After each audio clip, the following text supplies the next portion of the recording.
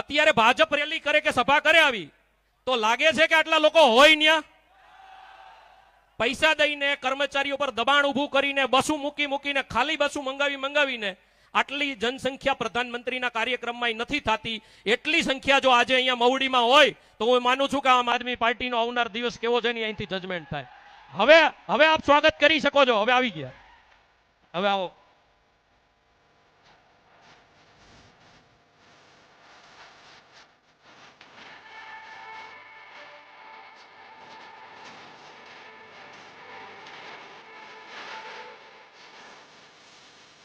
આજે ગુજરાતની જે સૌથી મોટી આશા અને અપેક્ષા છે એવા એક યુવાન કે જે આપણી વચ્ચે પધારી રહ્યા છે.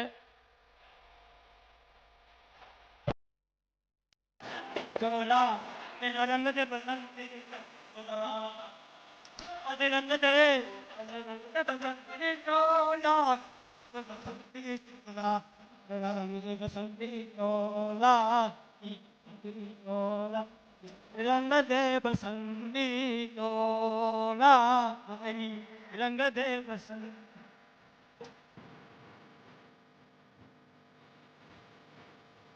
હાલો હાલો.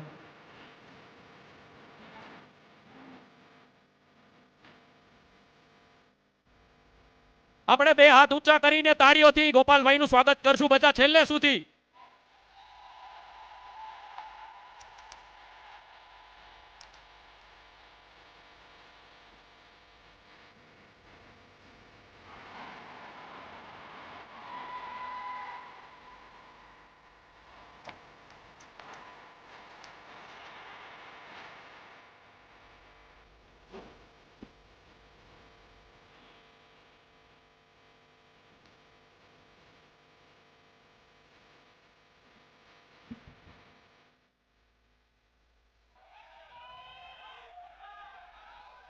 ભાઈ હવે આવે છે ને મજા?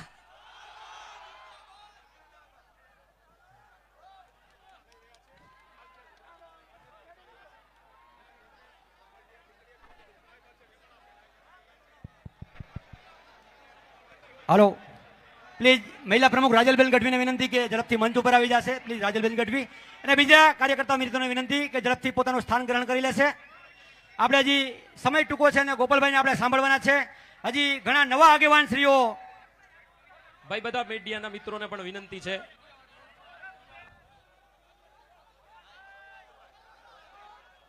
સાંભળો,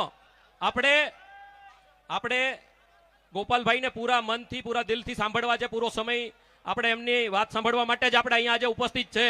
તો મારી વિનંતી છે કે હવે થોડી વાર શાંતિ રાખીએ.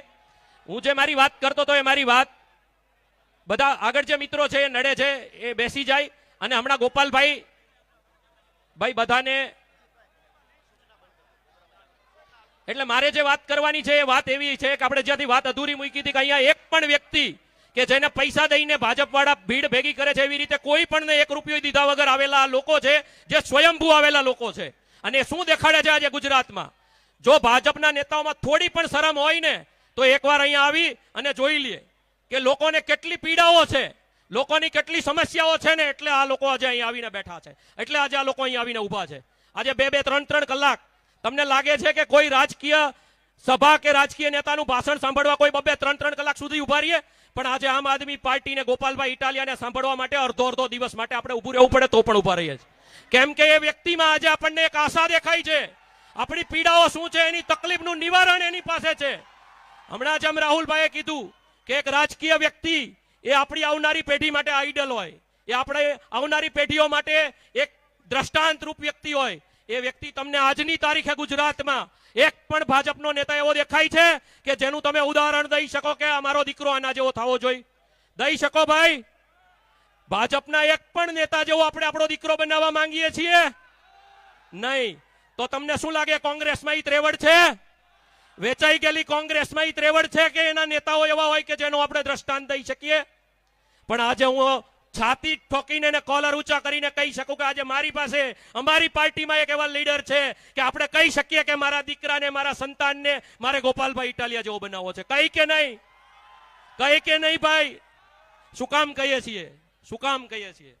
વાત એ છે કે જે આપણી પીડાઓ સમજી શકે છે, જે આપણી તકલીફો સમજી શકે છે, જે આપણા વતી લડે છે, જે આપણા વતી સદનમાં જઈને પણ આપણા માટે અવાજ ઉઠાવે છે, રાત દિવસ લાઠીઓ ખાધી છે, પોલીસની ગોળીઓથી પણ નથી ડર્યા, એવા નીડર વ્યક્તિ છે. એટલે આપણને આ ગમે છે.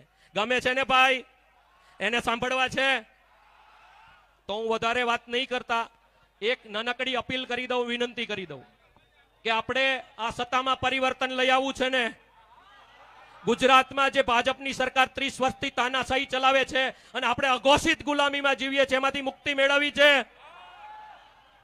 2017માં યાદ કરો, આજ મવડીવાળા બાપા સીતારામ ચોકમાં 2017માં કેટલા લોકોએ લાઠીઓ ખાધી છે ભાઈ? કેટલા લોકોએ લાઠીઓ ખાધી છે? યાદ છે ને બધાને? તો હવે એનો 2027માં વસૂલ કરવાનું છે. તો મારે તમને એટલી વિનંતી કરવી છે કે આ લડાઈ ખાલી આ સભા પૂરતી ન રહે. આ લડાઈ આવનારી કોર્પોરેશનની ચૂંટણીમાં એક એક મતના રૂપમાં આપણા જેટલા સગાવાલા છે ભાઈ, 5 મિનિટ, આપણા જેટલા સગાવાલા છે આસપાસના ગામોમાં હોય, આપણા અડોશ પડોશમાં હોય, આપણી બીજી સોસાયટીમાં હોય, બીજા શહેરોમાં હોય, આપણે બધા આપણા હક માટે લડવા માટે નીકળ્યા છે. તો આ બધાને અપીલ કરવી પડશે. આમ આદમી પાર્ટી માટે અપીલ કરશો તમે બધા? આમ આદમી પાર્ટી આવનાર કોર્પોરેશનની ચૂંટણીમાં, જિલ્લા તાલુકા પંચાયતની ચૂંટણીમાં પૂરી તાકાતથી લડવા જઈ રહી છે. તમે બધા સાથે છો ભાઈ? છેલ્લે સુધી અવાજ આવે છે, સાથે છો? તો બસ મને વિશ્વાસ છે કે આવનારી ચૂંટણીઓમાં ભાજપના બેરા કાને આપણી આ થપ્પડ છે ને એની ગુંજ જરૂર સુનાઈ રહી છે. હું આપ સૌને વિનંતી સાથે મારી વાત પૂરી કરું છું. જય ભારત, જય હિન્દ. હાલો, ખૂબ ખૂબ આભાર કે જેઓ છેલ્લા 12 વર્ષથી આમ આદમી પાર્ટીની વિચારધારા લઈ અને મારા અજીતભાઈ શહેર અને જિલ્લામાં અને પૂરા ગુજરાતની અંદર આમ આદમી પાર્ટીની વિચારધારા લઈ દોડતા હતા. અને આજે લાગે છે એવું કે લોકોનું આપણને પૂરેપૂરું સમર્થન છે. એવા ભાઈ શ્રી અજીતભાઈ લોખીલનો ખૂબ ખૂબ આભાર. આપણા કાર્યક્રમને આગળ વધારતા વોર્ડ નંબર 11ના પૂર્વ અમારા ઉમેદવાર કે જેઓ માત્ર 3000 મતથી જાહેર હતા એવા સીએ અને અમારા માર્ગદર્શક એવા ભાઈ શ્રી ચેતનભાઈ કમાણીને વિનંતી કરું કે આપણને માર્ગદર્શન આપશે. ભાઈ શ્રી ચેતનભાઈ કમાણી.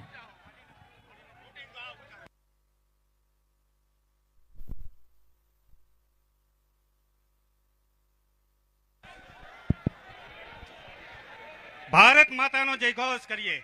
બોલો ભારત માતા કી ઇન્કલાબ, ઇન્કલાબ.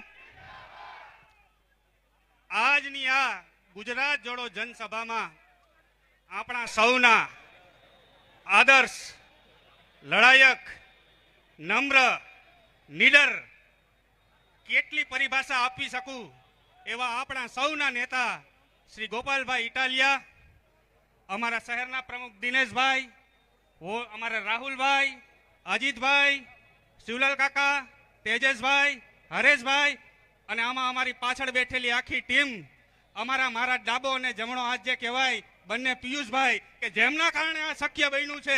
એમની જે અઠક મહેનત હતી કે ઘર ઘર સુધી ગયા, આપણે 20,000 ઘર સુધી એક એક ઘરે ગયા છીએ આમંત્રણ દેવા માટે. એટલે આ પબ્લિક ભેગી થઈ છે. પબ્લિકની વાત કરું તો જ્યારે મને અમારી દિલ્હીની ટીમ એવું કહેવા આવી કે ચેતનભાઈ તમારા વિસ્તારમાં અમારે ગોપાલભાઈની સભા રાખવી છે, તો મેં કીધું રાખીએ. એટલે એ લોકોએ મને એવું કીધું કે તમારે મિનિમમ 2500 માણસો ભેગા કરવા પડશે. એટલે મેં કીધું કાંઈ વાંધો નહીં, મને તમારા ઉપર વિશ્વાસ હતો કે 2500 તો શું 25,000 પણ ભેગા કરી દેશું. તો આજે તમે સાબિત કરાવ્યું એ બદલ તમારો પણ ખૂબ ખૂબ આભાર. બીજું હું તમને એ વાત કહેવા આવ્યો છું કે આજે ગોપાલભાઈ ધારાસભ્ય છે વિસાવદરના, પણ ધારાસભ્યો તો ગુજરાતમાં ઘણા છે. તો ગોપાલભાઈને જ સાંભળવા આટલી મેદની કેમ ઉમટે છે? એનું કારણ છે કે અમે 60-40 વાળા નથી, આંખોમાં આંખ નાખીને વિરોધ કરીએ છીએ. એટલે તમે અમને સાંભળવા આવો છો. એનામાં સત્ય છુપાયેલું છે, એની વાતમાં સત્ય છે, એટલે તમે આવો છો. તો આ સત્ય ને તમે પરેશાન કરી શકો પણ પરાજિત ન કરી શકો એ વાત પણ તમે સાબિત કરી દીધી છે આજે. તો ગોપાલભાઈને એક તાલીઓથી વધાવો બધા. જ્યાં આપણે વિરોધની વાત હોય, આ 30 વર્ષોથી જે આપણે ભોગવી રહ્યા છીએ પીડાઓ, અહિંસા, બધું જે કંઈ ભોગવી રહ્યા છીએ એનું કારણ માત્ર ને માત્ર બીજેપી નથી પણ કોંગ્રેસ પણ છે. કેમ કે એને પાછલે બહેણે ક્યાંક ને ક્યાંક 60-40 રેશિયામાં સેટિંગ કર્યું છે, એટલે આપણે પીડાવાનો વારો આવ્યો છે. તો મિત્રો, આગામી ચૂંટણીમાં જ્યારે પણ ચૂંટણી આવે, કોંગ્રેસના મિત્રો આવે તો તમારો મત ન વેડફતા અને મત ન બગડે અને આમ આદમી પાર્ટી ઉપર તમારા આશીર્વાદ વરસાવશો, એ જ આશા સાથે આજે હું જાજુ નહીં બોલું, કેમ કે હજી આપણે ગોપાલભાઈને પણ સાંભળવા છે, આપણે બીજા પણ કાર્યક્રમો છે. તો મારી વાતને પૂરી કરું છું. જય જય ગરવી ગુજરાત. ખૂબ ખૂબ આભાર ચેતનભાઈ. હવે આપણા કાર્યક્રમને આગળ વધારતા આપણે અમારી વોર્ડ નંબર 11 ની ટીમને વિનંતી કરું કે ગોપાલભાઈનું સન્માન કરશે. વોર્ડ નંબર 11 ની ટીમ, ભાઈ શ્રી પિયુષભાઈ ભંડેરી એમની ટીમ. બીજું આપણી વચ્ચે જુનાગઢ જિલ્લા પ્રમુખ અને સતત ગોપાલભાઈની સાથે રાત અને દિવસ રહેનારા એવા ભાઈ શ્રી હરેશભાઈ સાવલિયા પણ આપણી વચ્ચે ઉપસ્થિત છે.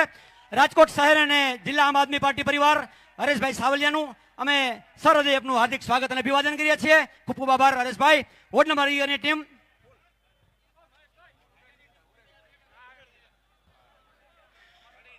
અમારી ટીમ જ એવડી થઈ ગઈ છે મિત્રો. પ્લીઝ મિત્રો, જેટલા મિત્રો શક્ય હોય એટલા જાજો. આપનો પ્રેમ અમે સમજી શકીએ છીએ. વોર્ડ નંબર 11 ની ટીમ ના પ્રમુખ છે ભાઈ શ્રી દિલીપભાઈ હોરા. ઝડપથી મિત્રો, આપણી પાસે સમય ટૂંકો છે અને ગોપાલભાઈને આપણે સાંભળવાના છે. ખૂબ ખૂબ આભાર દિલીપભાઈ અને આપની ટીમ. ત્યારબાદ વોર્ડ નંબર 12 ના પ્રમુખ શ્રી ભાઈ શ્રી પિયુષભાઈ પાંભર અને વોર્ડ નંબર 12 એમની ટીમ, જેઓ પાઘડી અને હળ આપીને ગોપાલભાઈનું સન્માન કરશે. પિયુષભાઈ પાંભર એમની ટીમ, વોર્ડ નંબર 12 ની ટીમ. ઝડપથી ભાઈ શ્રી નવગણભાઈ, આપ પણ વોર્ડ નંબર 12 ની ટીમમાં ગોપાલભાઈનું ઝડપથી મિત્રો જગ્યા કરશો. ભારત માતા કી જય. જવાન જય કિસાન. ઇન્કલાબ.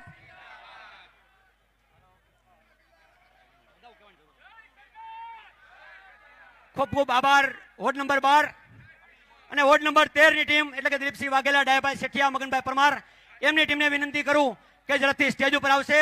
ગોપાલભાઈનું સાલ ઉડાડી અને સન્માન કરશે. દિલીપસિંહ વાઘેલા, ડાયાભાઈ શેઠિયા, મનોજભાઈ અમરેલિયા, મગનભાઈ પરમાર, વાલજીભાઈ કંજારિયા, બેન શ્રી દિવ્યાબેન દવે એમની ટીમ, નીરુભાઈ પરસાણા એમની તમામ ટીમને વિનંતી કરું છું કે ઝડપથી મંચ ઉપર આવી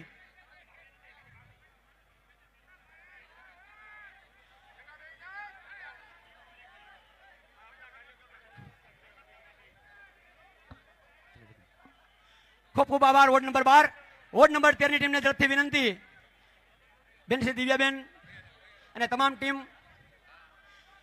દક્ષાબેન, દિવ્યાબેન, નીલમબેન, દિલીપસિંહ, મનોજભાઈ, ડાયાભાઈ, મગનભાઈ, વાલજીભાઈ, તમામ મિત્રો ઝડપથી ગોપાલભાઈનું સાલ ઉઠાડીને સન્માન કરશે. ઝડપથી મિત્રો જગ્યા આપશો. આપણે હજી ગોપાલભાઈને સાંભળવાના છે. ત્યારબાદ હજી આપણે ઘણા મિત્રોને આપણે આમ આદમી પાર્ટીની વિચારધારા સાથે આપણે જોડવાના છે. આપણો કાર્યક્રમ આપણે ઝડપથી પૂરું કરશું. આવો મિત્રો, મહેશભાઈ બાંબવા, નવગણભાઈ, ભૂપતભાઈ આહિર, શૈલેષભાઈ ગઢવી, વાલજીભાઈ. મિત્રો કદાચ ભૂલથી કદાચ કોઈનું નામ ભૂલાઈ ગયું હોય તો માફ કરશો. અમારો કોઈ પણ એવો ઈરાદો નથી કે અમારે એક પણ કાર્યકર્તાનું નામ ભૂલાય, કારણ કે અત્યારે અમારે કાર્યકર્તાની ટીમ જ એવડી થઈ ગઈ છે મિત્રો. ખેસ આપજો ભાઈ નવગણભાઈ ને ગોપાલભાઈ. ખેસ મિત્રો, ખેસ તરફથી આપશો પિયુષભાઈ, નવગણભાઈ સાટિયા એમની ટીમ. ખેસ આપશો દિલીપસિંહ, ખેસ આપશો ભાઈને ગોપાલભાઈ. આજે નવગણભાઈ સાટિયા એમની ટીમને ખેસ પહેરાવીને આમ આદમી પાર્ટીની વિચારધારા સાથે આપણા પરિવારની અંદર જોઈન કરીએ છીએ. ખૂબ ખૂબ આભાર નવગણભાઈ અને એમને આપણી ટીમ. નવગણભાઈ સાથે આવેલા તમામ મિત્રોનું પણ આ તકે અમે આપની નોંધ લઈ અને આમ આદમી પાર્ટી પરિવારમાં આપનું હાર્દિક સ્વાગત કરીએ છીએ.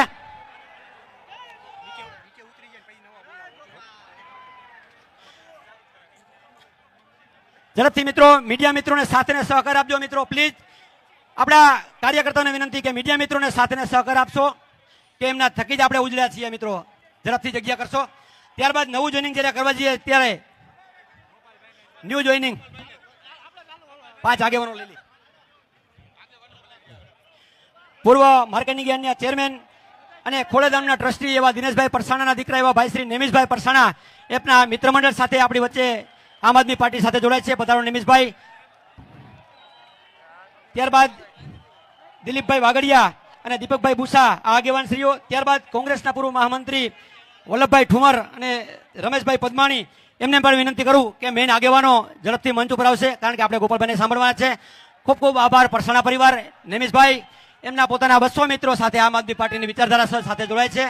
આમ આદમી પાર્ટી પરિવારમાં નિમિષભાઈ અને તમામ મિત્રોનું અમે અહીં નોંધ લઈએ અને આમ આદમી પાર્ટીમાં આપનું હાર્દિક સ્વાગત કરીએ છીએ. ખૂબ ખૂબ આભાર મિત્રો.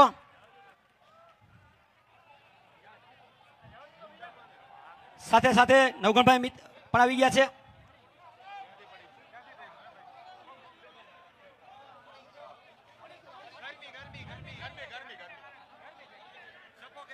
ત્યારબાદ જે લોકોના નામ બોલું મિત્રો આવી કદાચ ન શકો તો આપની નોંધ અમે લઈ લઈએ છીએ. મિત્રો સ્ટેજ ઉપર હવે સમય ટૂંકો છે ને આપણે ગોપાલભાઈને સાંભળવાના છે. આવી ગયા 4 જણ આવી ગયા. સહકારી ક્ષેત્રના આગેવાનો છે આપણે વલ્લભબાબા ઠુમર, એ તમામનું અમે પણ આમ આદમી પાર્ટીમાં સ્વાગત કરીએ છીએ. ઘણા એવા મિત્રો છે, મિત્રો માત્ર ખાલી નામ બોલી રહ્યા છે અને આપને અમે નોંધ લઈ લઈએ છીએ. દિલીપભાઈ વાગડિયા જેઓ વિદ્યાર્થી સમિતિના વોર્ડ નંબર 11 ના કન્વીનર હતા, મિત્રો આપની પણ અમે નોંધ લઈએ છીએ. ત્યારબાદ દીપકભાઈ ભુવા, તરુણભાઈ ભંડેરી, દિવેશભાઈ સુતરિયા, મનીષભાઈ બુસ્સા, લાલાભાઈ બોરીચા, રોહિતભાઈ બુસ્સા, અલ્પેશભાઈ બુસ્સા, જયેશભાઈ બુસ્સા અને રમેશભાઈ બુસ્સા, આપની પણ અમે આમ આદમી પાર્ટીમાં અમે આપની નોંધ લઈને આમ આદમી પાર્ટીમાં આપનું સ્વાગત છે. ત્યારબાદ મહેશભાઈ ઉમરેટિયા, રમેશભાઈ સાવલિયા રિયલ પ્રાઇમ સોસાયટીના સેક્રેટરી, રમેશભાઈ પદમાણી, મગનભાઈ ભુવા અને રમેશભાઈ હાબલિયાનું પણ આ તકે અમે હાર્દિક સ્વાગત કરીએ છીએ અને આમ આદમી પાર્ટીમાં એમનું સ્વાગત છે. ત્યારબાદ સમય ટોકો હોવાથી અમે ખાલી નામ બોલીએ. ગોપાલભાઈ, લાલજીભાઈ જાદવ, લાલુભાઈ ડોબરિયા, પ્રકાશભાઈ ફાતરા રાવકી, મનોજભાઈ વેકરિયા મેટોડા, સંદીપભાઈ સુડાણી મેટોડા, સંદીપભાઈ ચાવડા, ભરતભાઈ પોરિયા, શૈલેષભાઈ સાકરિયા, મનોજભાઈ અગ્રાવત, પ્રભાતભાઈ ડાંગર, જતીનભાઈ સાકરિયા, રમેશભાઈ વરસાણી, સુરભીબેન સાકરિયા, ધનસુખભાઈ સિંગાડા, ચાણક્ય એજ્યુકેશન ટ્રસ્ટ, કિશોરભાઈ ઢોલરિયા, સંદીપભાઈ સબાડ અને હિતેશભાઈ રબારી, આ તમામ મિત્રોનું આજે આમ આદમી પાર્ટીમાં અમે સ્વાગત કરીએ છીએ. આપ અહીં હાજર છો, અમે એમની નોંધ લઈ અને આમ આદમી પાર્ટીમાં અમે હાર્દિક સ્વાગત કરીએ છીએ. હવે આપણે જેમને સાંભળવા છે, આપણે જે આતુર છે એવા ગોપાલભાઈ ઇટાલિયાને વિનંતી કરું કે આપણે માર્ગદર્શન આપશે. ભાઈ શ્રી ગોપાલભાઈ ઇટાલિયા.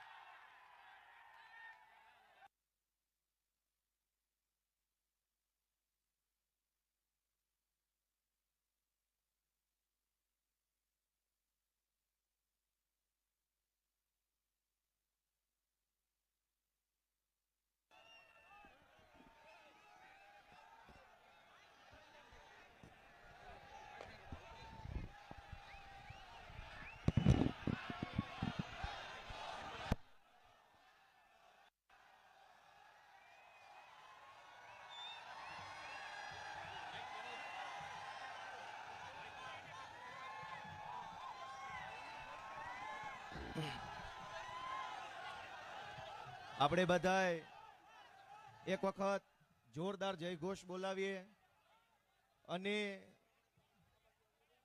આપણા રાજકોટના ખૂણા ખૂણા સુધી અને ગાંધીનગર સુધી એક અવાજ પહોંચે કે રાજકોટથી શું થવાનું છે, એવી તાકાતથી એકવાર જયઘોષ કરીએ દોસ્તો.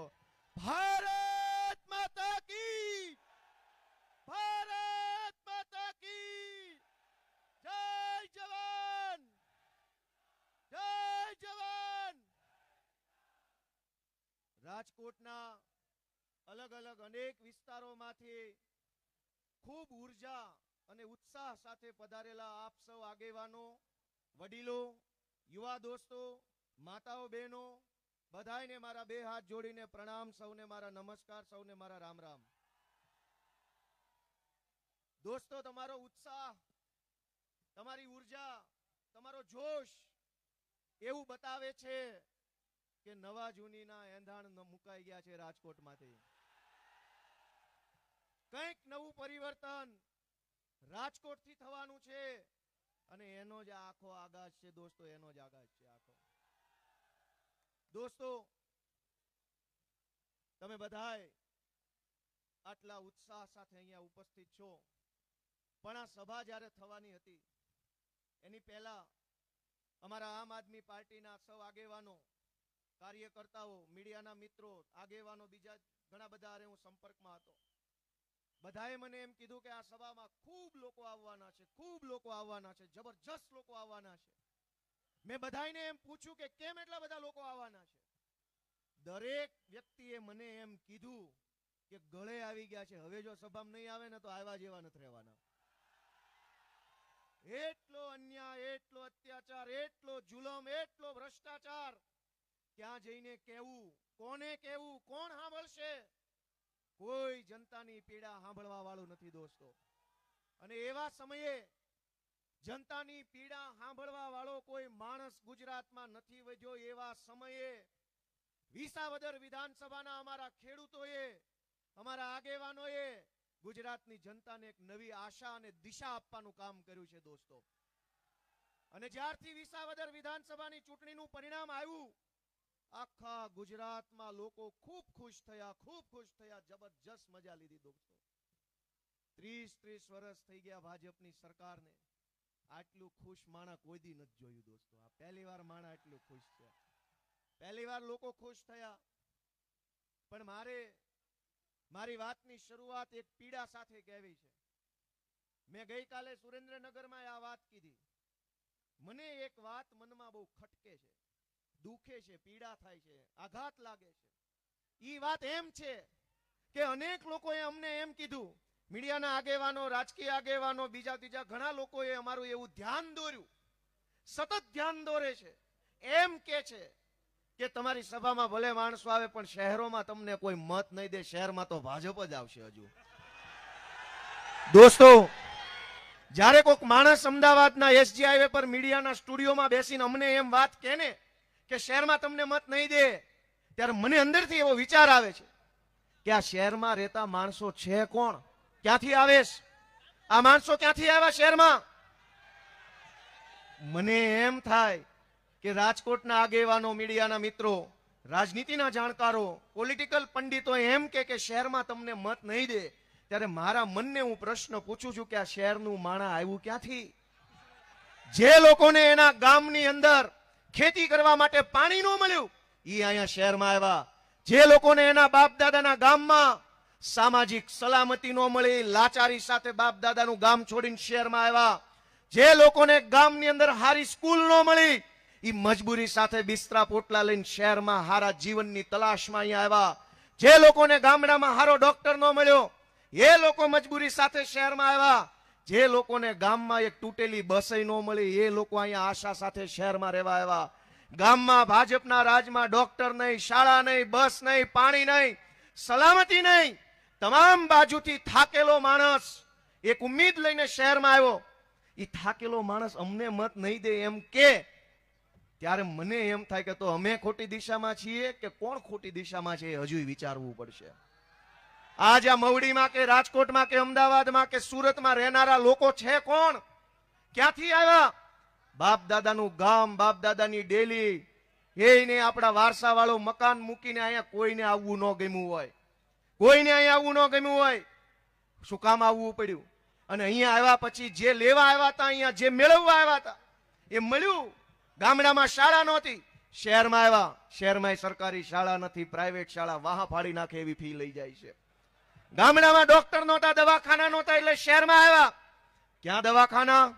ડોક્ટર સી.આર. પાટીલ અને ડોક્ટર હર્ષ સંઘવીએ દાટ વાળી દીધો છે. ગુજરાતનો બીજે ક્યાંય ડોક્ટરો નથી, બીજે ક્યાંય ડોક્ટર નથી. બે ડોક્ટર, એક ભેંસનો ડોક્ટર ને એક ગધેડાનો ડોક્ટર.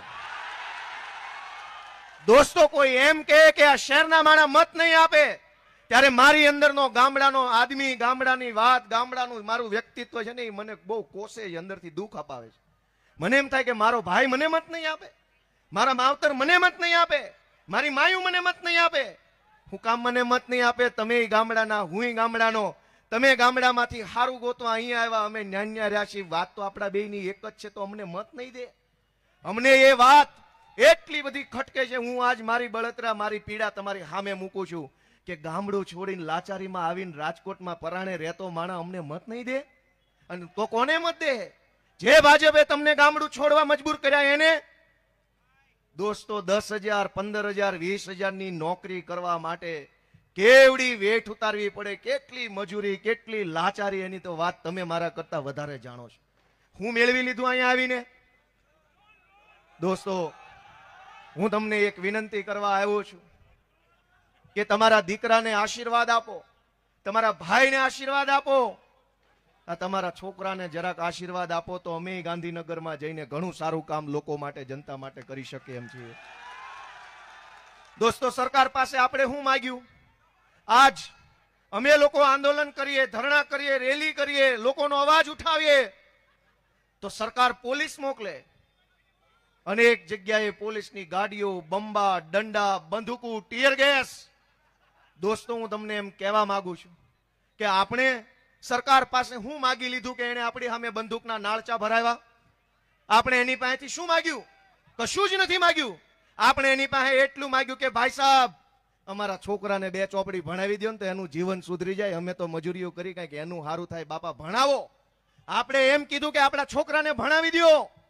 સરકારે આપણી સામે પોલીસ મોકલી, સ્ટાફ મોકલ્યો, સિસ્ટમ મોકલી કે જાઓ, તમને નથી ભણાવવા, ભણવું હોય તો જાજો પ્રાઇવેટ શાળામાં, દેજો રૂપિયા, નતર રહેજો પણ. દોસ્તો, હું માગ્યું સરકાર પાસે? એક હારું દવાખાનું, એક હારી બસ, એક હારી નિહાળ અને થોડી ઘણી સુખ શાંતિ સલામતી માગી કે ભાઈ અમને કોઈ કારણ વગરનો હેરાન ન કરવો જોઈએ. સલામતી માગી, શાળા માગી, દવાખાનું માગ્યું. સરકારે શું આપ્યું? દોસ્તો, કશું જ આપ્યું નહીં. અને જ્યારે જનતા માગવા જાય છે ત્યારે સરકાર પોલીસ મોકલે છે. અને જનતાએ શાળા માગી, સાંભળજો શાંતિથી, દિલમાં ઉતારવા જેવી વાત છે.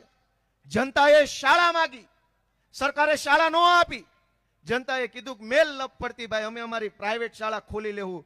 સમાજોએ પોતાની શાળા બનાવી, હોસ્ટેલો બનાવી, યુનિવર્સિટીઓ બનાવી. અલગ અલગ જ્ઞાતિએ પોતાના બાળકોની ભણવાની વ્યવસ્થા પોતે કરી લીધી કે ભાઈ આ ભાજપ વાળાના ભરોસે રહેશું તો છોકરા અભણ રહે. દરેક જ્ઞાતિએ પોતાના દમખમ ઉપર, પોતાના કાંડાની તાકાતથી પોતાની સંસ્થા બનાવીને પોતાના સમાજનો રસ્તો કર્યો કે આની વાટે ન રહેવાય. જનતાએ દવાખાના માંગ્યા, સરકારે ન આપ્યા તો દરેક જ્ઞાતિએ જેવી જેની ક્ષમતા એવડા દવાખાના, એવડી વ્યવસ્થા ઊભી કરીને કીધું ભાજપની વાટે ન રહેવાય, આપણી જ્ઞાતિનું દવાખાનું બનાવો ને આપણું હચવાઈ જાય. જનતાએ બસ માંગી, સરકારે બસ ન આપી તો જનતા પ્રાઇવેટ બસમાં ચડી ગઈ કે કઈ વાંધો નહીં, ભાજપની બસની વાટે નથી રહેવું, જે મળ્યું સાધન લઈને આપણે જ્યાં જવું છે ત્યાં જઈએ. જનતાએ એક ટપાલ લખવા માટે ટપાલી કે પોસ્ટમેન માંગ્યો. સરકારે ટપાલમેન, પોસ્ટમેન ન આપ્યું. જનતાએ કીધું કાંઈ નહીં, પ્રાઇવેટ કુરિયર કરો. જનતાએ સરકાર પાસે જે સુવિધા માંગી, સરકારે ન આપી. સમાજે રસ્તો ગોતી લીધો, કાંઈ નહીં ભાઈ, બધું ઘરનું કરી લેવું. સરકાર પાસે તો છેલ્લે આશા એટલી રાખી, કાકા કાંઈ ન આપ્યું, કાંઈ નહીં, એક હારો રોડ તો બનાવી દો. દોસ્તો, તમે વિચારો કે તમે શાળા બનાવી શકો ઘરની અથવા સમાજની, સમાજનું દવાખાનું બનાવી શકો, સમાજના નામે બસ લઈ શકો, એમ્બ્યુલન્સ લઈ શકો, પણ સમાજના પૈસે રાજકોટના રોડ બનાવી શકશો?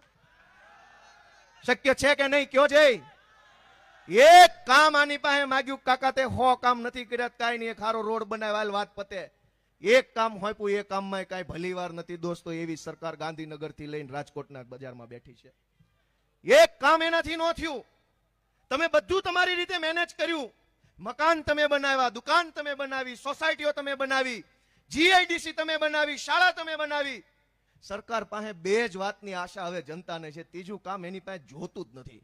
એક કંઈક થોડા ખારા રોડ બનાવે અને એક કંઈક અમે શાંતિથી જીવવી, કોઈ 2 નંબરિયા માથા ભારે આવીને અમને હેરાન ન કરી જાય. 2 જ વસ્તુની આશા સરકાર પાસે જનતાએ રાખી છે. અને એ બંને આશામાં શું થયું? રોડની આશા. રોડ નો બન્યા. આખા ગુજરાતમાં જોઈ લો કેવા રોડ છે. રોડ જો ઘરના પૈસે બનતા હોત ને તો માણા તો એટલું બળુકું છે, ઘરના પૈસા જેસીબી રોડ રોલર બનાવીને ફેરવી નાખ્યું હોત ક્યારનું, પણ નથી બનતા. અને એક આશા આપણે સરકાર પાસે રાખી, સલામતીની. દોસ્તો, તમે ઘરની શાળા ખોલી શકો, ઘરનું દવાખાનું, ઘરની બસ, ઘરની હોસ્ટેલ, ઘરનું બધું ખોલી શકો. ઘરના પોલીસ સ્ટેશન ખોલી શકશો? હા કે ના કયો ભાઈ? ઘરના પોલીસ સ્ટેશન ખોલી શકશો? કે આ ફલાણી જ્ઞાતિનું પોલીસ સ્ટેશન ખોલ્યું, ગોપાલભાઈના હસ્તે ઉદ્ઘાટન. દોસ્તો, કેટલીક વસ્તુ એવી છે જે માત્ર ને માત્ર સરકારથી જ થવાની છે. સરકાર સિવાય સમાજ નહીં કરી શકે. સરકારી કામ નહીં કરી શકે. સમાજ સિવાય, સમાજથી જે થતું હતું એ સમાજે કર્યું. હું તમને કેટલીક ઘટના જણાવું, પછી વાત કરું. વિચારજો દિલ ઉપર હાથ રાખીને કે છરી મારી દેવી કોઈને સામાન્ય વાત થઈ ગઈ. છરી મારી દેવી, ખૂન કરી નાખવું, કુહાડી મારી દેવી, ધારિયા મારી દેવા, ઉપર ગાડી ચડાવી દેવી, ગમે એનું ગળું કાપી નાખવું, ગુજરાતમાં આવું સામાન્ય થઈ ગયું છે. પહેલા હું તમને કેટલીક ઘટના કહું કે આ ઘટના શું બને છે. 20મી ઓગસ્ટ 2025 ના રોજ 10મા ધોરણના વિદ્યાર્થીને 8મા ધોરણના વિદ્યાર્થી અમદાવાદમાં છરી મારી દીધી અને છોકરો મરી ગયો. સપ્ટેમ્બર 20, 2025 ના રોજ વૈભવ મનવાણી નામનો છોકરો અમદાવાદમાં એની ફ્રેન્ડ સાથે બેઠો હતો અને એક સનકી માણસ આવ્યો, છરી મારી દીધી, છોકરાને મારી નાખ્યો. ઓક્ટોબર 9, 2025 ના રોજ નરેશ ઠાકોર નામના વ્યક્તિએ 10,000 રૂપિયાની લેતી દેતીમાં છરી મારી દીધી, મારી નાખ્યો. સપ્ટેમ્બર 14, 2025 ના રોજ અમદાવાદની રિક્ષામાં બેઠેલા એક વ્યક્તિને લેવા દેવા વગરનો ખાલી ભાડા જેવી મેટરમાં છરી મારી દીધી, મારી નાખ્યો. ઓગસ્ટ 2021 ના રોજ 5,000 રૂપિયા જેવી મેટરમાં 5,000 ની લેતી દેતીમાં છરી મારીને મારી નાખ્યો. જુલાઈ 2025માં 16 જુલાઈ 2025 ના રોજ એક વ્યક્તિએ એની દીકરીને લફંગા હેરાન કરતા હતા, તો એ લફંગાને ઠપકો આપ્યો કે તમે અમારી છોકરીની આવી રીતે હેરાનગતિ ન કરો. લફંગાએ છોકરીના બાપાને છરી મારીને મારી નાખ્યો. દોસ્તો, મહીસાગરની અંદર 8મા ધોરણમાં ભણતી વિદ્યાર્થીનીએ ફ્રેન્ડશિપ કરવાની ના પાડી, છરી મારી દીધી, મારી નાખી બાલાસિનોરમાં. આણંદની અંદર કોંગ્રેસના પૂર્વ કોર્પોરેટર મોર્નિંગ વોકમાં ગયા, લફંગાઓ આવ્યા, છરી મારી દીધી, પૂર્વ કોર્પોરેટરનું ઢીમ ઢાળી દીધું, મારી નાખ્યા મોર્નિંગ વોકમાં. દોસ્તો, રાજકોટમાં અમિત જૈન નામના વ્યક્તિનો જ્વેલરીનો શોરૂમ હતો, એમાં કામ કરતો હતો. 4-5 જણા આવ્યા, લેવા દેવા વગરનો, વગર વાંકે છરી મારીને એને મારી નાખ્યો. 10 ફેબ્રુઆરી 2025 ના રોજ રાજકોટમાં. રાજકોટના માલવીયા નગરમાં ઓગસ્ટ 1, 2025 ના રોજ શેર બજારના એક વેપારીને 3 જણાએ આવીને છરી મારીને મારી નાખ્યો. રાજકોટના કોઠારિયા રોડ ઉપર પાર્કિંગના મુદ્દે બબાલ થઈ, એમાં છરી મારીને મારી નાખ્યા. દોસ્તો, રાજકોટના એ ડિવિઝન વિસ્તારમાં આજુબાજુના દુકાનના ઝઘડામાં 3 જણાને છરી મારી દીધી. રાજકોટના પ્રકાશ રેલિયા નામના જીએમબીના કર્મચારીને 30,000 ની લેતી દેતીમાં છરી મારીને મારી નાખ્યો. ભાવનગરના સર્ટી હોસ્પિટલ પાસે 19 વર્ષનો હાર્દિક ઉર્ફે ટિંચો કુકડિયાને 3,000 રૂપિયાની લેતી દેતીમાં છરી મારીને મારી નાખ્યો. વૈભવ ત્રિવેદી નામનો, આ ઘટના જાણજો ભાવનગરની, વૈભવ ત્રિવેદી નામનો એક છોકરો, એને એટીએમ કાર્ડ રસ્તામાંથી જડ્યું. એ કોનું છે એને ગોત્યું, જેનું હતું એના ઘરે દેવા ગયો. એ ઘરે દેવા ગયો તો એ ભાઈ હાજર નહોતા, એના ઘરધણી બેન હાજર હતા. બેનને એટીએમ કાર્ડ આપ્યું, કીધું કે ભાઈ આ મને રસ્તામાંથી જડ્યું છે, બધી રીતે આમ ગોતી ગોતીને સરનામું ગોતીને દેવા આવ્યો છું. બેને એમ કીધું કે આ કાર્ડ મારા ઘરવાળાનો જ છે, આપી દો. પછી બેને એના બોયફ્રેન્ડને ફોન કર્યો, એના બોયફ્રેન્ડે એના ફ્રેન્ડને ફોન કર્યો. 7-8 જણા આવ્યા, છોકરાને છરી મારીને મારી નાખ્યો. એવા આરોપથી કે તમે અમારું કાર્ડ ચોરી લીધું ને પૈસા 15,000 ઉપાડી લીધા, આ આરોપમાં જે છોકરાને કાર્ડ જડ્યું, દેવા ગયો અને છરી મારીને મારી નાખ્યો ભાવનગરમાં. દોસ્તો, 21 સપ્ટેમ્બર 2025 ની ઘટના છે, જાજી જૂની નથી. ભાવનગરની અંદર વિશાલ વાજા નામના એક છોકરાને પડોશીના ઝઘડામાં છરી મારીને મારી નાખ્યો. ભાવનગરમાં એક છોકરીની ઉપર ખરાબ નજરથી એક છોકરો જોતો હતો, એને ટોકવામાં આવ્યો તો છોકરાએ છોકરીને છરી મારીને મારી નાખી. તારીખ 13 ફેબ્રુઆરી 2025. 8 નવેમ્બર 2024 કુંભારવાડામાં ગાળો બોલવાની ના પાડતા 3 જણાએ છરી મારીને ઓલાને મારી નાખ્યો. બુધાભાઈ બારિયા નામના એક વ્યક્તિ હતા ભાવનગરના ઘોઘા વિસ્તારમાં, 2 જણા ઝઘડો કરતા હતા, એને છૂટા પડાવવા ગયા તો બેયે થઈને છરી મારીને બુધાભાઈને મારી નાખ્યા. દોસ્તો, બીજી વાત સાંભળો કે ભુજની અંદર 29 ઓગસ્ટ 2025 કોલેજમાં ભણતી એક છોકરીએ એક છોકરાને ઇન્સ્ટાગ્રામ ઉપર બ્લોક કર્યો. છોકરાને ઈગો હર્ટ થયો ને છોકરીનું કોલેજની અંદર છરી મારીને મોત કરી નાખ્યું કે તે મને ઇન્સ્ટાગ્રામમાં બ્લોક કેમ કર્યો, તારી કેમ આવી હિંમત થઈ કે તું મને ના પાડે છે. 14મી સપ્ટેમ્બરના રોજ મહેસાણાના માનવ આશ્રમ ચોકી વિસ્તારમાં એક છોકરીએ એક છોકરાને ખીજવવાની ના પાડી. છોકરી રસ્તે નીકળતી હશે, 2 છોકરા રોજ ખીજવતા હશે, છોકરીએ ના પાડી કે મને ખીજવતા નહીં. એ છોકરીનું છરી મારીને ખૂન કરી નાખ્યું મહેસાણાની અંદર 14મી સપ્ટેમ્બરના રોજ. વડોદરાની અંદર માર્ચ 23 ના રોજ ફ્રેન્ડશિપ કરવાની ના પાડતા 19 વર્ષની ત્રિષા નામની છોકરીને છરી મારીને મારી નાખી. વલસાડની અંદર ઉમરગામમાં 18 વર્ષની એક છોકરી હેમા યાદવે ફ્રેન્ડશિપ કરવાની ના પાડી, છોકરાએ છરી મારીને ખૂન કરી નાખ્યું. અહીં રાજકોટના જેતલસરમાં આજથી 2-2.5 વર્ષ પહેલા જયેશ સરવૈયા નામના છોકરાએ સૃષ્ટિ રૈયાણીનું ખૂન ઘરમાં જઈને ગળું કાપીને ખૂન કરી નાખેલું, લગભગ બધાને ખબર હશે. સુરતની અંદર 13 ફેબ્રુઆરીના રોજ એક તરફી પ્રેમમાં પાગલ પ્રેમીએ છોકરીની હત્યા કરી નાખી. મોરબીની અંદર 6 એપ્રિલના રોજ એક દુકાન ચલાવતી એક મહિલાને બાજુની દુકાનવાળો રોજ હેરાન કરતો હશે, મહિલાએ ના પાડી તો છરી મારીને ઘાયલ કરી નાખી.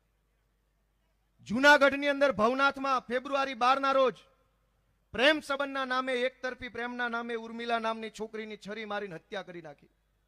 દોસ્તો, આ છરી મારીને હત્યા કરવાનું લિસ્ટ હું સવાર સુધી વાંચીશ ને તોય પૂરું નથી થાય એમ. પણ તમે શું સમજો આ વાત ઉપરથી? હું એમ કહેવા માંગુ છું કે આ છરી મારનારા લોકો, તલવાર મારનારા લોકો, જમીન પચાવી પાડવા વાળા લોકો, વ્યાજે રૂપિયા આપીને સાટાખત કરાવી લેવા વાળા લોકો, કોઈના ઉપર કુહાડી ધાર્યું મારી લેવા વાળા લોકોને ગુજરાતની પોલીસનો ડર નહીં લાગતો હોય? તમે વિચારો કે આખા ગુજરાતની પોલીસ ગોપાલ ઇટાલિયા, ચૈતર વસાવા, ઈશુદાનની પાછળ લગાડી દીધી છે. લફંગાઓને કીધું છે કે જ્યાં છરીયું મારવી ના મારો, પોલીસ ગોપાલ પાછળ છે. દોસ્તો, ગુજરાતમાં આ વાત વ્યાજબી લાગે છે તમને? દોસ્તો, છરી મારવી એટલે સામાન્ય ઘટના થઈ ગઈ. અને આ છરી મારનારાઓને હિંમત કેમ થાય છે એ જાણજો કે આ છરી મારનારા લોકો, વાત વાતમાં ખૂન કરી નાખનારા લોકોની હિંમત એટલે થાય છે કે એ છરી મારનારાને ખબર છે કે હું કોઈ છોકરીને ફ્રેન્ડશીપનું પૂછીશ, એ મને ના પાડશે, પછી હું છરી મારીશ તો CR પાટીલ ને સંઘવીની પોલીસ 25,000 રૂપિયા લઈને મને ઘરે ભેગો જાતો કરી દેશે, મારું કાંઈ નહીં બગાડી લે. અને એટલે છરી મારનારાઓને સંઘવી ઉપર વિશ્વાસ છે કે આ સંઘવીના રાજમાં મરા એટલી છરીઓ મારો, 50,000માં જામીન થઈ જાય, 20,000માં જવા દેશે, 10,000માં ઘરે મૂકી જશે. પણ તમારી જેવો સામાન્ય માણસ હેલ્મેટ વગર હાથમાં આવશે તો જાણે પાકિસ્તાનથી 2 વ્હીલર લઈને નહીં આવ્યો એવું વર્તન તમારે હારે કરશે. તમે જો હેલ્મેટ વગર હાથમાં આવ્યા તો પાકિસ્તાનથી 2 વ્હીલર લઈને આવ્યો એવી રીતનું વર્તન તમારે હારે મવડી ચોકડી ઉપર થવાનું છે. પણ છરી મારનારા લોકો, કુહાડી મારનારા લોકો, બહેનો દીકરીઓનું ખૂન કરનારા લોકોને હર્ષ સંઘવી ઉપર ભરોસો છે કે આ અમને બચાવી લે, આ અમારો માછીનો ભાણો છે, અમને બચાવી લે. દોસ્તો, દિલ ઉપર હાથ રાખીને વિચારો કે આ છરી મારનારાઓની હિંમત વધી છે એ ગુજરાત માટે વ્યાજબી છે કે ગેરવ્યાજબી છે? કાલ કોનું ટીમ ઢળી જાય ક્યાં પૂછવા જવાનું? 2 પોટલી ગમે એ મારી જાય, છરા તલવારું લઈને ખુલ્લા રોડે રખડવા માંડે છે કે જે હાથમાં આવે ને મારું. કયો કાયદો, કઈ વ્યવસ્થા? કોઈ કાયદો વ્યવસ્થા કાંઈ છે નહીં. અમે જો આંદોલન કરીએ, રાજુભાઈ કરપડાએ આંદોલન કર્યું બોટાદમાં, તો પોલીસના ધાડે ધાડા આવ્યા અને એમ કીધું, અમે આંદોલન કર્યું તો એમ કીધું કે કાયદો ને વ્યવસ્થા બગડે છે. નહીં, કાયદો ને વ્યવસ્થા નહીં, તમારા લુગડા બગડે છે. આમ આદમી પાર્ટી આવે ના તમારી ચડિયું બગડે છે, કાયદો ને વ્યવસ્થા નહીં બગડે. અત્યાર સુધી બહુ મનમાની કરી લીધી ભાઈ ભાજપ વાળાએ, એના મળતિયાઓએ બધાએ. હવે તમારો પનારો આમ આદમી પાર્ટીના યોદ્ધાઓ હારે પડ્યો છે. કાયદો ને વ્યવસ્થા નહીં, તમારા લુગડા નો બગડેની તૈયારી રાખજો દોસ્તો. મિત્રો, ગુંડા, બદમાશ, બેફામ ફરે છે, કોઈ પૂછવા વાળું નથી. મને હું ધારાસભ્ય બન્યા પહેલા અને ધારાસભ્ય બન્યા પછી અનેક લોકો મળવા આવે છે. તમે એક વસ્તુ જરાક ધીરજ ગંભીરતાથી સાંભળો કે જે માણસ એટલું લાચારી ભર્યું જીવન જીવે છે કે કોકની પાસે આટલી થેલી, કોકની પાસે આટલી થેલી, કોકની પાસે આટલી થેલી, કાગળિયાના થપ્પે થપ્પા દરેક માણસના ઘરમાં પડ્યા છે, પણ ન્યાય ક્યાંય મળતો નથી. વ્યાજે પૈસા આપ્યા હોય, જરૂર હોય દવાખાનામાં લીધા હોય, એ વખતે રજીસ્ટર બાનાખત કરાવી લે અને પાછળથી દસ્તાવેજ કરીને જમીનો પચાવી લે. પેલા ખેડૂત છે એ 5 લાખ રૂપિયાની વ્યાજની અંદર આખી 10 વીઘા જમીનો દઈ દેવી પડે, એવા અનેક દાખલાઓ સમાજમાં બની રહ્યા દોસ્તો.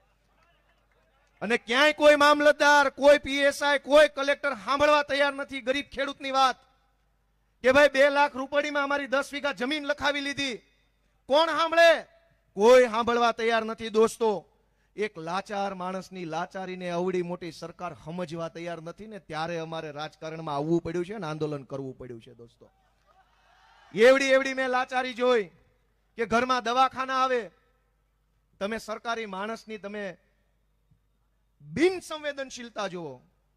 હમણાં એક એવો કિસ્સો આવ્યો કે કોઈ ગરીબ માણસને કંઈક ઓપરેશન કરાવવાનું છે, એટલે એ દવાખાને ગયા અને ડોક્ટરે કીધું કે ભાઈ આધાર કાર્ડમાં રમેશભાઈ છે અને ઓલા મા કાર્ડમાં રમેશ કુમાર છે, એવાનું ઓપરેશન નહીં થાય.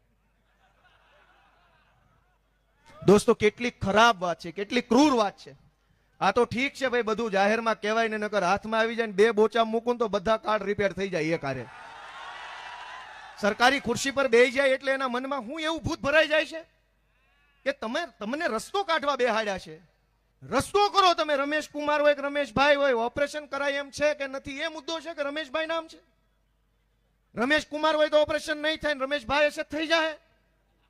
કેવી માનસિકતાના સાહેબો, કેવી ખુરશીઓ ઉપર બેહી ગયા છે દોસ્તો. ક્યાં મોરચે લડવાનું. અને એટલે ઘટના હું કહેવા બેહીશ તો અનેક ઘટનાઓ છે દોસ્તો. પણ સમજવા જેવી એક વાત છે કે આપણે બધાએ બહુ સહન કરી લીધું છે. હવે જાજુ સહન કરવાની જરૂર નથી. તમે બે વાત મનમાં વિચારો. ભાઈ સાંભળો છો.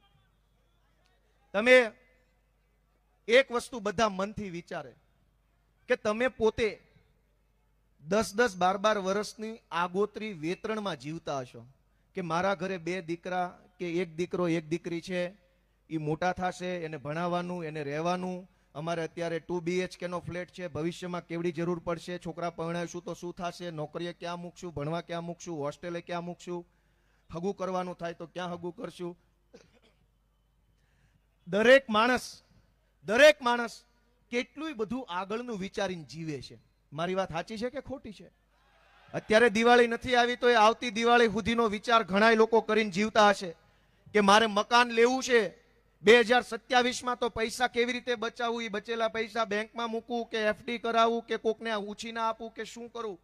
દરેક માણસ કેટલું મોટું લાંબા ગાળાનું આયોજન વિચારીને જીવે છે. પણ આપણી સરકાર દોસ્તો કશું જ વિચાર્યા વગર જીવે છે. હાવ વિચાર્યા વગરનું લોલમ લોલ તંત્ર હાલે છે. તમે 5 વર્ષ આગળનું વિચારીને જીવો છો, 10 વર્ષ આગળનું વિચારીને જીવો છો.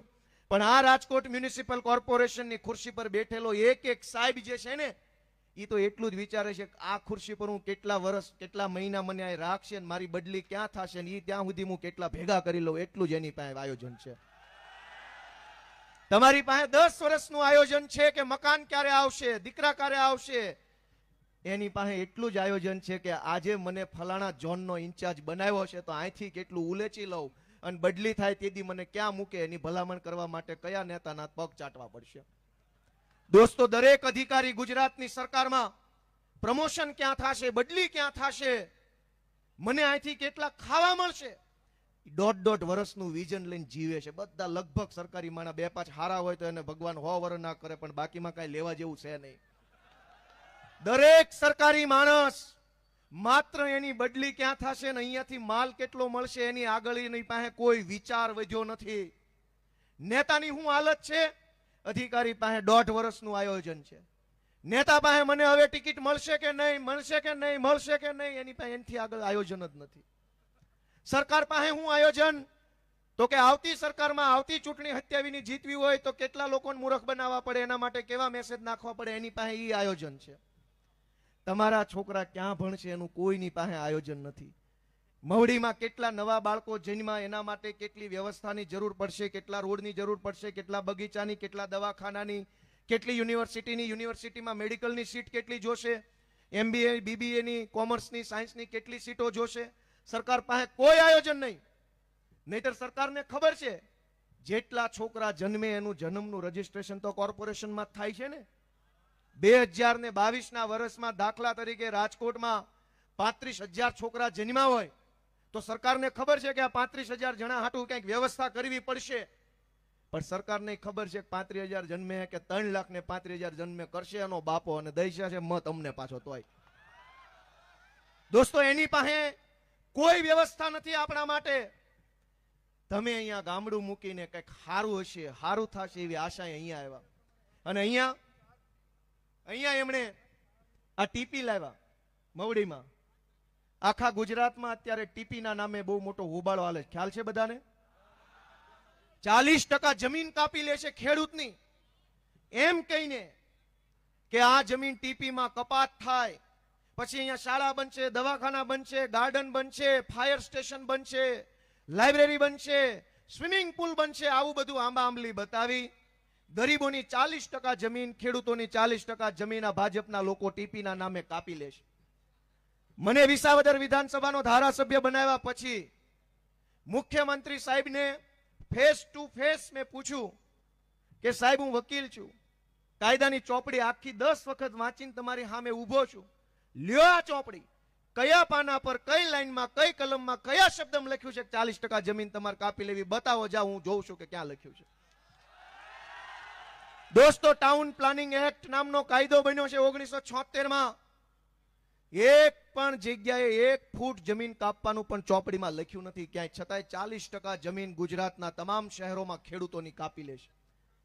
અને આ ધંધો શું કામ કરે છે સાંભળજો. ટીપીના નામે 40% જમીન કાપ્યા પછી આપણને એમ કે આ તો ફરજિયાત છે, કાપવી જ પડે. જમીન નહીં કાપીએ તો વિકાસ ક્યાંથી કરશું?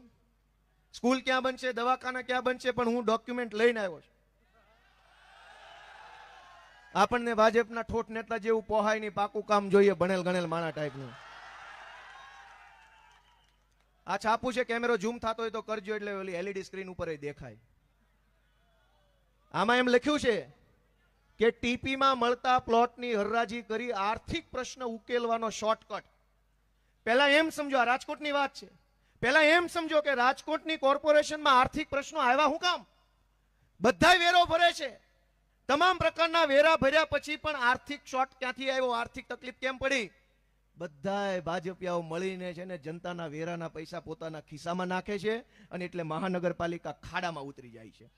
અને મહાનગરપાલિકા ખાડામાં ઉતરે પછી આરએમસીએ 10 વર્ષમાં 422 કરોડની જમીન વેચીને રોકડી કરી લીધી.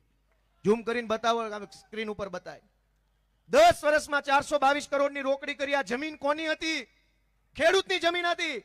મફતના ભાવે પડાવી લીધી, 422 કરોડમાં વેચીને બજા ભાજપિયા ખાઈ ગયા, ઓડકારો નો ખાધો. દોસ્તો, જમીન તમારી મફતના ભાવે લઈ જાય ભાજપ વાળા, અને વેચી કોને?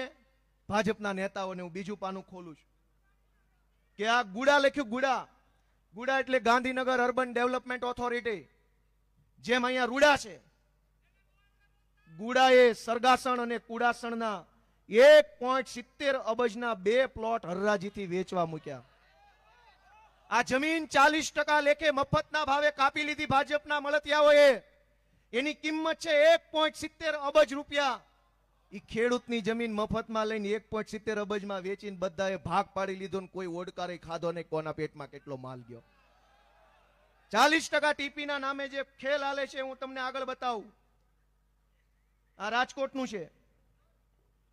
મહાનગરપાલિકાએ 300 કરોડની જમીન વેચીને કર્યો વિકાસ. નાના મવા, રૈયા સહિતના વિસ્તારમાં આવેલા 5 પ્લોટ એચપીસીએલ, તો મવડી અને કોઠારિયામાં આવેલા 3 પ્લોટ જેટકોને વેચ્યા, 2 પ્લોટનું ડીમાર્ટને આપ્યા, 4 પ્લોટ હરાજીથી વેચ્યા. એમ કરીને બધાએ ભાગ પાડી લીધો આ આખો 300 કરોડ રૂપિયાનો. દોસ્તો, તમારે અહીંયા મવડીમાં કે અમારા જુનાગઢમાં કે અમદાવાદમાં જે ટીપી આવે છે, એ ટીપી જનતા માટે નહીં, 40% જમીનનો બૂચ મારીને ભાજપ વાળાને વેચીને મલાઈ ખાવા માટેની ટીપી છે. આપણા માટે કોઈ ટીપી નથી આવતી. હજુ આગળ આ લોકો આપણને એમ કે છે ભાજપ વાળા કે આ જે જમીન કપાય છે એ શાળા માટે, દવાખાના માટે. હાલો હું બનાવું દવાખાનું, શાળા. આ 21/8/2025 નું છાપું છે ગુજરાત સમાચાર. એમાં એવું લખ્યું છે કે અમદાવાદ મ્યુનિસિપલ સ્કૂલ બનાવવાના હેતુ માટેના 3 પ્લોટ 50% ડિસ્કાઉન્ટથી વેચી દેવાના છે. કોઈએ લેવા હોય તો કહેજો, વાહેથી ગોહો ન કરતા, ગમને ન દીધા. ડિસ્કાઉન્ટે વેચવા માલ કાઢ્યો. દિવાળીનો સેલ આવ્યો. 40% લેખે જે જમીન ખેડૂતની મફતમાં કાપી લીધી, ઈ જમીન 50%ના ડિસ્કાઉન્ટથી ભાજપ વાળાના હાડુભાઈને વેચવા કાઢીશ. દોસ્તો, આગળ હું તમને બતાવું. શાળા બનાવવાની હતી પણ શાળા નહીં બને. હવે ભાજપના બિલ્ડરના ત્યાં મોટા મોટા પ્રોજેક્ટ આવશે ને, એ પ્રોજેક્ટમાં મોંઘી મોંઘી ઓફિસ ને મોંઘા મોંઘા ફ્લેટ તમને વેચાતા આપશે. દોસ્તો, અમદાવાદમાં રજીસ્ટ્રેશન અને 15-16 એપ્રિલે ઈ ઓક્શન, ઓનલાઈન હરાજી, કેટલા કરોડ રૂપિયા? ઓછામાં ઓછા ઓવડાએ 9 પ્લોટની 96,000 સ્ક્વેર મીટર એરિયાનો ઈ ઓક્શનથી 900 કરોડ રૂપિયાના પ્લોટ વેચવા કાઢ્યા. ઓવડા એટલે Ahmedabad urban development authority. 900 crore રૂપિયાની ખેડૂતની જમીન મફતમાં લઈ લીધી, વેચવા કાઢી. ભાજપ વાળાના હાડાહાડુભાઈ લઈ લેશે. ખેડૂતને આવજો, અને ન્યા ભાજપ વાળાના મોટા મોટા બિલ્ડિંગ બનશે. એ બિલ્ડિંગમાં તમને મોંઘા મોંઘા ફ્લેટ વેચી નાખશે, અને થઈ ગયો વિકાસ. અને પછી કોઈ રાજકીય વિશ્લેષક મને એમ કહે છે કે શહેરમાં તમને મત નહીં મળે. હું કામ? ખેડૂતની જમીન મફતમાં લઈ ભાજપના હાળાએ એના બિલ્ડિંગ બનાવ્યું, ને એ જ જમીન ઉપર ખેડૂતને 50 લાખનો પ્લેટ આપ્યો, તો ખેડૂતને એમ લાગ્યું કે વિકાસ થઈ ગયો. દોસ્તો, કેવો વિકાસ છે આગળ જોવો. ડભોલીમાં આ તારીખ કઈ છે? 1/10/2025. ડભોલીમાં, ડભોલી સુરતમાં કતારગામ વિસ્તારમાં આવે. ડભોલીમાં રીક્રિએશન ઝોન હેઠળના 5 ફાઇનલ પ્લોટો સુડા દ્વારા રહેણાંક ઝોનમાં તબદીલ. શહેરના એક ધારાસભ્યના સંબંધી અને ઉદ્યોગપતિને બખ્ખા. આપણા ખિસ્સામાં બખ્ખા અને એને બખ્ખે બખ્ખા. દોસ્તો વિચાર તો કરો કે આ શું હાલે છે. ભાજપના એક ધારાસભ્ય અને એના સંબંધી એટલે હાળો જ હોવો જોઈએ. ભાજપના એક સંબંધીને ઓછામાં ઓછા 400 કરોડ રૂપિયાનો ફાયદો આ એક નિર્ણયથી થશે. જે દિવસે ટીપી આવ્યું, ખેડૂતની 40% જમીન કાપી, ત્યારે એવું નક્કી કર્યું કે અહીંયા રીક્રિએશન ઝોન એટલે કે ગાર્ડન એટલે કે બગીચો બનશે. પણ બગીચો નહીં, હવે ભાજપના ધારાસભ્યના હાળાના એપાર્ટમેન્ટ બનશે ને 50-50 લાખમાં 1.5 કરોડમાં તમને વેચવામાં આવશે. એ લોન લઈને 50 લાખનું બિલ્ડિંગ લ્યો, પછી એક ભાજપ વાળો ગળામાં પટ્ટો ઘાલીને આવશે ને કહેશે જોયો વિકાસ. તમારી જમીન ઉપર મફતમાં પડાવીને બનેલા બિલ્ડિંગમાં તમને વિકાસ બતાવવાનું કામ 30-35 વર્ષથી આ ભાજપિયા કરે. દોસ્તો કાંઈક તો વિચાર કરો તમે, સહેજ તો આત્મા જગાડો. આગળ વાંચીએ. મોટી રાજ રમત આ રાજકોટનું છે, ધ્યાન રાખજો. મોટી રાજ રમત, ભાઈ ઝૂમ કરશો કે મોટી રાજ રમત 118 કરોડનો પ્લોટ વેચીને મહાનગરપાલિકાએ 2 વર્ષ પછી હપ્તા કરી આપ્યા. તમને તો મેમો ભરવામાં હપ્તા નથી કરી આપતું કોઈ, અને આને 118 કરોડના હપ્તા કરી દીધા. જા બેટા મજા કર, ભાજપ વાળાનો હાળો છે ને લઈ જા. દોસ્તો સાંભળો, હજુ આ છેલ્લું ઝૂમ આમાં કરજો. એએમસીએ પ્લોટ વેચવા કાઢ્યા. અમદાવાદ મ્યુનિસિપલ કોર્પોરેશને કોમર્શિયલ પ્લોટથી 2250 કરોડ રૂપિયા મેળવશે. 22 પ્લોટ વેચીને 2000 કરોડ રૂપિયા કમાશે. એ 22 પ્લોટની જમીન કોની હતી? ખેડૂતની. 40% નામે પચાવી પાડી અને 2000 કરોડ રૂપિયામાં વેચવા કાઢી. નો પચાવી પાડી હોત તો 2000 કરોડ રૂપિયા કોના ખિસ્સામાં જાત? ખેડૂતના ખિસ્સામાં જાત. દોસ્તો ખેડૂતને લૂંટી અને લાવવા. આ સૌથી મહત્વનું કાગળ છે. દોસ્તો યાદ રાખજો, ગુજરાત આખામાં ભાજપ વાળા એમ કે છે કે 40% જમીન તો કપાય જ, 40% જમીનનો કાયદો છે, પણ નહીં. બધા જ કાયદા ગુજરાતના ગરીબ માટે, નાના માણસ માટે, લાચાર માટે, ખેડૂત માટે છે. ભાજપ વાળાના 100 ગુના માફ છે આ ગુજરાતની અંદર. આ કાગળ જોવો. 7મી ઓક્ટોબર 2025 નું તાજું કાગળ છે, હાવ તાજું. આ ઓક્ટોબર મહિનો ચાલુ છે હજુ. 7મી તારીખે ગુજરાતની સરકારે સેક્શન ઓફિસર છે નિમેશ મંધરાની સહીથી એક કાગળ બહાર પાડ્યું.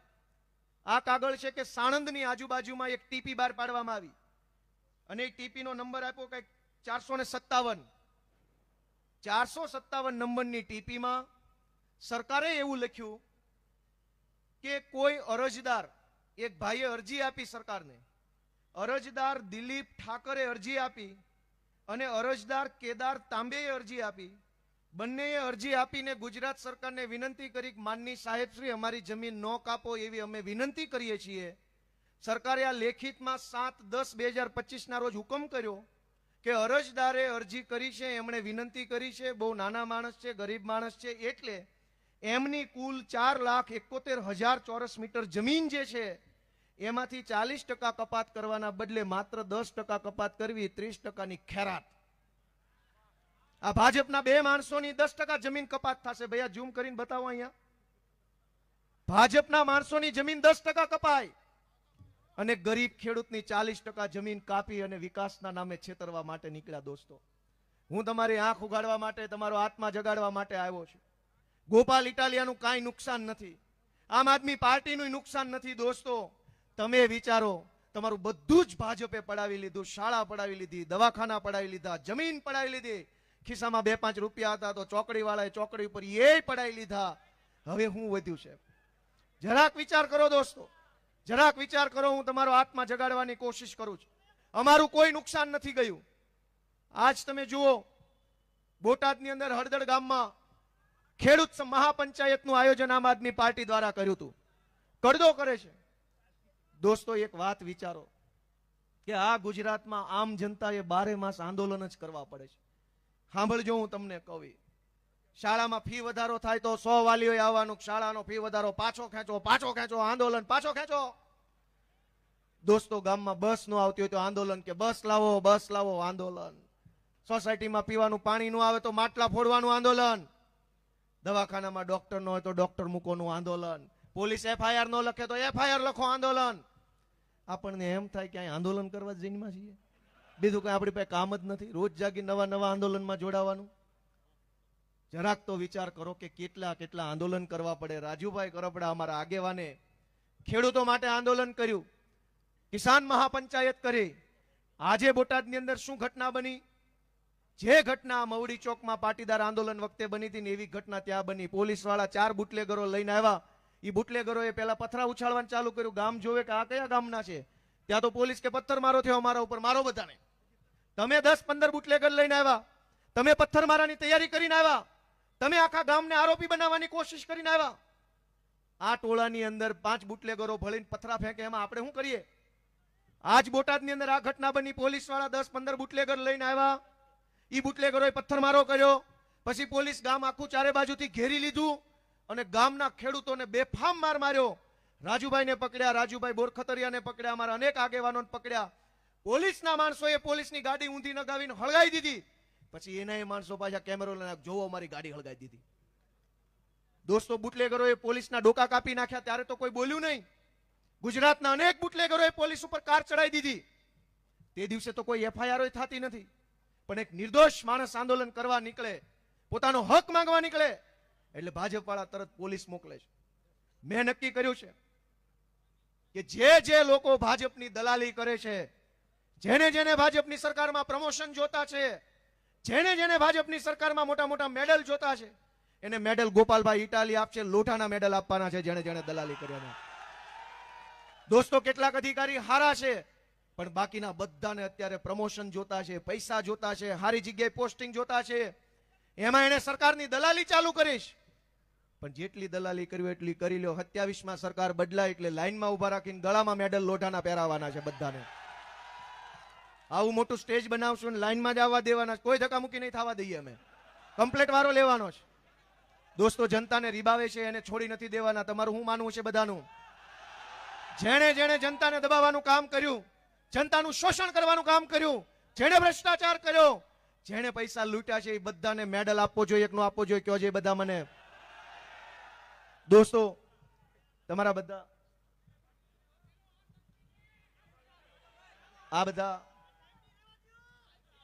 આ બધા મને એમ કે છે કે સમય થઈ ગયો છે. એ તો મને ખબર છે કે સમય થઈ ગયો છે, પણ તમે કાઢશો કે દી એને? એના ઘરે જવાનો સમય થઈ ગયો છે. દોસ્તો, છેલ્લી 2 મહત્વની વાત સાંભળી લ્યો. કેમ કે આપણે કંઈક સારું થાય એવા ઉદ્દેશ્ય સાથે અહીંયા ભેગા થયા. દોસ્તો, રાજનીતિની વાત મેં બહુ કરી. સેજ એક મારા હૈયાની વાત તમને કહેતો જાઉં, રાજકારણ વગરની. હું જે દિવસે મારા ટીંબી ગામમાં રહેતો હતો, ખેતી કરતો હતો, હીરા ગણતો હતો, બહુ જાજા લોકો મને ઓળખતા નહોતા. કાંઈ આપણું કાંઈ માન મર્યાદા નહીં, કાંઈ આપણો મોભો નહીં, કાંઈ વજન નહીં, કોઈ બોલાવે નહીં, કોઈ કાંઈ પૂછે નહીં. તે દિવસે ગામમાં એક જીવન જીવતા તમારી જેમ હજારો લોકો એક સામાન્ય જીવન જીવે છે. નાના મોટા દુઃખ આવે તો કોઈને કહી ન શકે, નાની મોટી સમસ્યા આવે તો માણસ મનમાં જીરવી જાય, પણ કોઈને કહે નહીં કે મને કંઈક થાય છે, મને કંઈક તકલીફ છે, મને કંઈક પીડા છે. જેવો હું 2012માં પોલીસ બન્યો તો મેં જોયું, ધ્યાનથી સાંભળજો, આ જરાક લાગણીની વાત છે, રાજકારણની નથી કરતો. જેવો હું પોલીસ બન્યો તો મેં જોયું કે દિવાળી ઉપર મીઠાઈના પેકેટના પેકેટ ઓફિસોમાં આવે છે.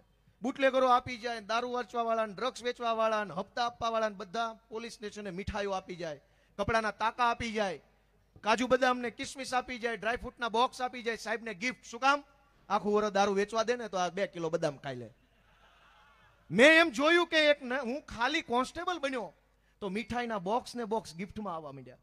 અને તમે જાણતા હશો, ભારે માણા હોય, વજન વાળો માણા હોય, થોડોક પાવર વાળો માણા હોય ને એને ઘરે બધાય બધું આપી આવે. લાચાર માણસનો તો કોઈ હાલે પૂછતું નથી કે બાપા કેમ તબિયત છે તારી. ત્યાર પછી હું ક્લાર્ક બન્યો તો અમારી ઓફિસમાં દિવાળી ઉપર મીઠાઈના બોક્સના બોક્સ કઈ તો કે આ આઉટસોર્સ એજન્સી પાસેથી બોક્સ આવ્યું. આ મામલતદાર ઓફિસમાં મેન પાવરનું ટેન્ડર છે, એનું કોઈ મીઠાઈનું બોક્સ આવ્યું, કાજુ કતરી, મોહન થાળ ને આ થાળ ને બધું આવે. તમે વિચારો દોસ્તો, આજુ ધારાસભ્ય બન્યો તો મારા ઘરે અનેક મીઠાઈના બોક્સ આપી જાય છે લોકો. ભાઈ તમે ધારાસભ્યને આપો છો ને, ગોપાલભાઈ ખેતરે પાણી વાળતા હોત તો શું આપે તમે એને?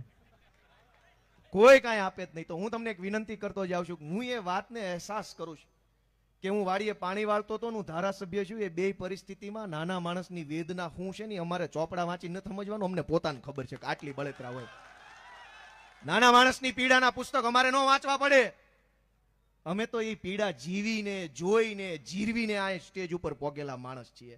અને એટલે મેં નક્કી કર્યું છે, અને તમને વિનંતી કરવી છે કે ધારાસભ્ય બન્યા પછી આ મારી પહેલી દિવાળી છે.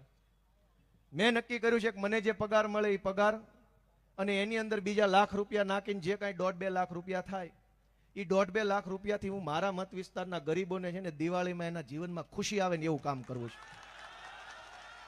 કેમ કે તહેવાર છે ને આપણા જીવનમાં ખુશી લઈને આવે. 100 સમસ્યા હોય, કોઈક લઈ ગયું હોય, દઈ ન જાતું હોય, દીકરા દીકરીને પ્રોબ્લેમ હોય, પરિવારમાં ઝઘડા હોય, પણ દિવાળી આવે ને તો થોડી ખુશી આવે જીવનમાં. તહેવાર આવ્યો, મજા આવી.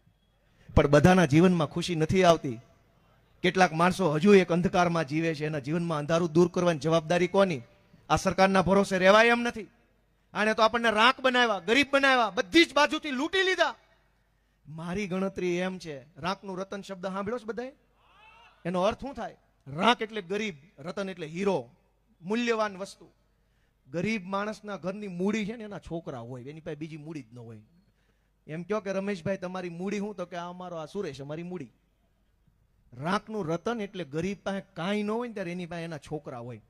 ગુજરાતના કરોડો ગરીબોના રાંકનું રતન બનવાની જવાબદારી આપણે બધાય લેવાની છે. આ મવડી ચોકમાંથી આપણે લેવાની છે કે ભાઈ આપણે રાંકનું રતન બનવું છે. દોસ્તો, સરકાર કાંઈ બંધાઈ દે એમ નથી. એની પાસે એક રોડ માગ્યો ને એક હારી પોલીસ માગી, બેમાંથી એકેય આપી શક્યા નથી. ત્રીજું એની પાસે માગવું હું. અને આપણા ગુજરાતના કવિ ઉમાશંકર જોશીએ કીધું છે કે 3 વાના મુજને આપ્યા. ભગવાનને એમ કહે છે કવિ કે 3 વાના મુજને આપ્યા, હૈયું, મસ્તક અને હાથ. બહુ દઈ દીધું, જા ત્રીજું નથી માગવું નાથ. ભગવાને આપણને હૈયું, મસ્તક ને હાથ આપ્યું છે. હૈયાથી આપણે લાગણીથી વિચારવું જોશે. બીજા માણસ માટે, ગરીબ માણસ માટે, નાના માણસ માટે, ખેડૂત માટે, મજૂર માટે. હૈયું ઈશ્વરે હૈયું આપ્યું છે ને, એ હૈયાથી નાના માણસ માટે વિચારો, જરાક લાગણીથી વિચારો. મસ્તક આપ્યું છે એ બુદ્ધિ દોડાવો કે શું કરવાથી આ ભાજપ વાળા ઘર ભેગા થાય. અને હાથ તો નાથે, 1000 હાથ વાળા નાથે આપણને હાથ આપ્યા છે. હાથથી દબાવો, બટન જાડું ના કરો ઘર ભેગા. દોસ્તો, ભગવાને 3 વસ્તુ આપી, હૈયું, મસ્તક, હાથ. બહુ દઈ દીધું, જા ચોથું નથી માગવું નાથ. પણ હું તમારી પાસે માગવા આવ્યો છું કે હું તમારો છોકરો છું. એકવાર તમારા 2 હાથ આશીર્વાદ વાળા અમારા માથે મૂકી દો ને તો અમે ગુજરાતનું ઘણું સારું કરી શકીએ એમ છે. દોસ્તો, તમે બધા અમને આશીર્વાદ આપશો કે નહીં આપો? પણ રાજકીય પંડિતો એવું કહે છે કે શહેરમાં તમારું કાંઈ નહીં ઉપજે, ના ભાજપ જ આવશે. તમારું શું માનવું છે એમાં? દોસ્તો, આ વખતે એવા ઘર ભેગા કરો, એવા ઘર ભેગા કરો કે 100 વર્ષ સુધી શહેરમાં આ મીંદડા દેખાવા ન જોઈએ. ગરીબ માણસની હાય લાગી જવી જોઈએ. એને બહુ લાચારી કરાવડાવી છે આપણી પાસે. દોસ્તો, હવે આપણે આટલું બધું સહન કરવાની જરૂર નથી. સહેજ જરાક જાગો. અમારી આમ આદમી પાર્ટીના ભાઈ શ્રી ચેતનભાઈ કમાણી ખૂબ સંઘર્ષ કરી રહ્યા છે. એમને એકવાર જોરદાર તાળીઓથી વધાવો. આ વોર્ડના આગેવાન છે, ચૂંટણી લડ્યા હતા અહીંથી. એવા અમારા આગેવાન અજીતભાઈ લોખેલ, અમારા શિવલાલભાઈ બારસિયા, અમારા રાહુલભાઈ ભુવા, અમારા રાજકોટ શહેરના પ્રમુખ દિનેશભાઈ,